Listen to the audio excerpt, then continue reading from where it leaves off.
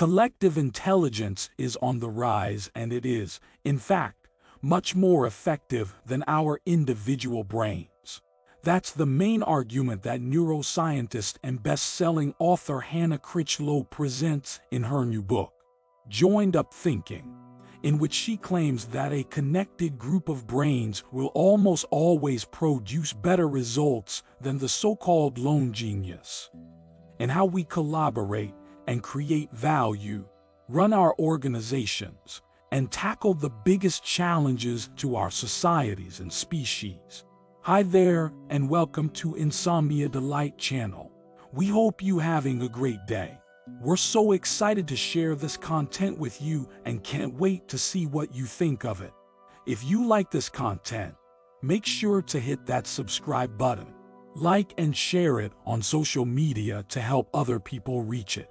I recently had a chance to speak with Critchlow, and she pointed me to a striking phenomenon: the reversal of the so-called Flynn effect.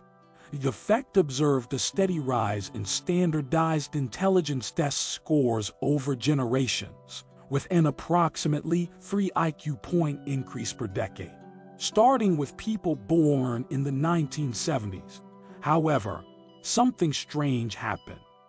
A decline in our IQ occurred for the first time, and Critchlow believes that this reversal suggests we may have reached a peak in terms of our individual intelligence. Our brains work by sending electrical signals that produce our perception of the world, our thoughts, our ideas, our emotions, and dictate how we interact with the world. Critchlow told me, we can now use electrodes to measure these oscillations, which are whooshing at speeds of 120 to 150 miles an hour across our brains. When groups of people are building consensus and working effectively together, those oscillations between individual brains start to become in step with each other. CEO effect and groupthink, the limits of collective intelligence.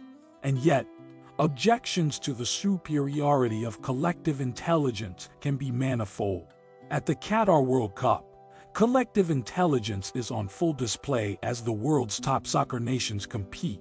But it is a few superstars who are making the difference: Kylian Mbappe, Neymar Jr., Cristiano Ronaldo, and of course, Lionel Messi.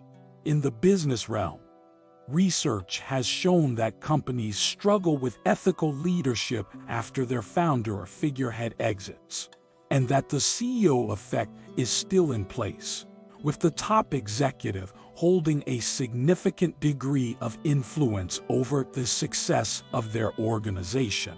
This may explain the CEO role's prevailing power, despite all the swan songs, and why CEO salaries remain as inflated as they are. Furthermore, you could point to the dangers of collective intelligence lacking diversity of thought. In that case, it can quickly become groupthink, or, in its most dystopian form, totalitarianism.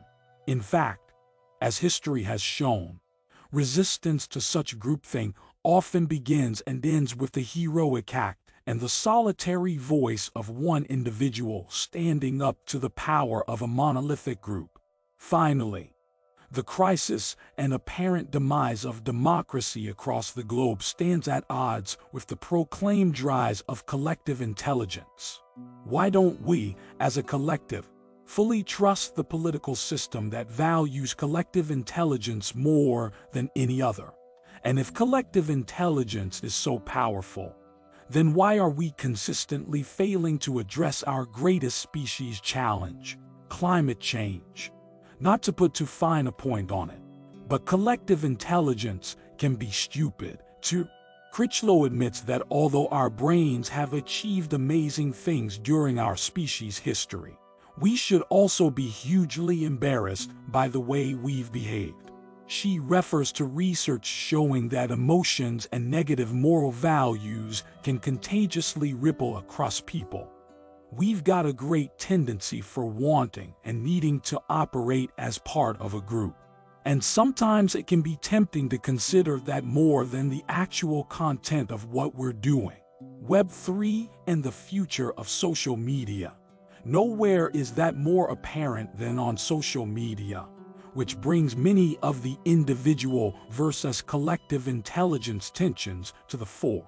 The only way to fix social media, it seems, is a return to trusting collective intelligence, to the kind of decentralized, democratic structures that granted users sovereignty and agency in the first place. Enter Web3.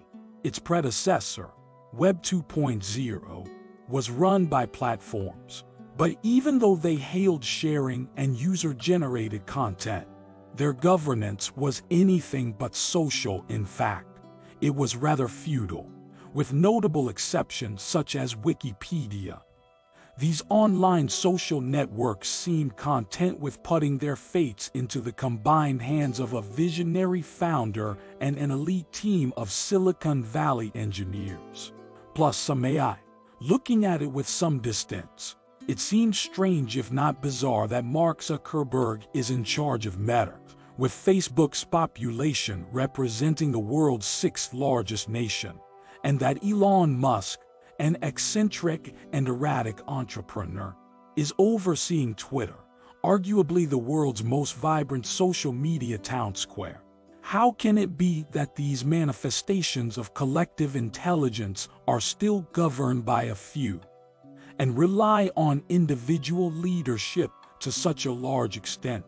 From collective intelligence to a new collective consciousness, decentralized autonomous organizations, DAOs, and other 403 vehicles offer a viable alternative. They not only harness the wisdom of crowds that James Sir Aiki described in his namesake book of 2005, but they also use it as a governing principle. Moreover, they hold the promise of elevating our collective consciousness. Some, like Swedish entrepreneur and Inner Development Goals IDG co-founder Thomas Bjorkman, call for a new stage of maturity at which we integrate or even surrender to a heightened collective consciousness that transcends mere self-interest. Critchlow agrees that the next evolutionary transition will be moving us away from competitive individualism and towards the creation of a connected supergroup. Perhaps this supergroup will then indeed be more than the sum of each individual part, and the future shall belong to superminds. Hybrid forms of intelligence that integrate collective human intelligence with artificial intelligence. Or we overcome neuromaterialism altogether and consider the mind to be at least partly an external function. This is, in essence, the theory of the extended mind that cognitive scientists Andy Clark and David Chum has put forward. All of these theories of collective intelligence are humbling for our ego but beneficial for all of us.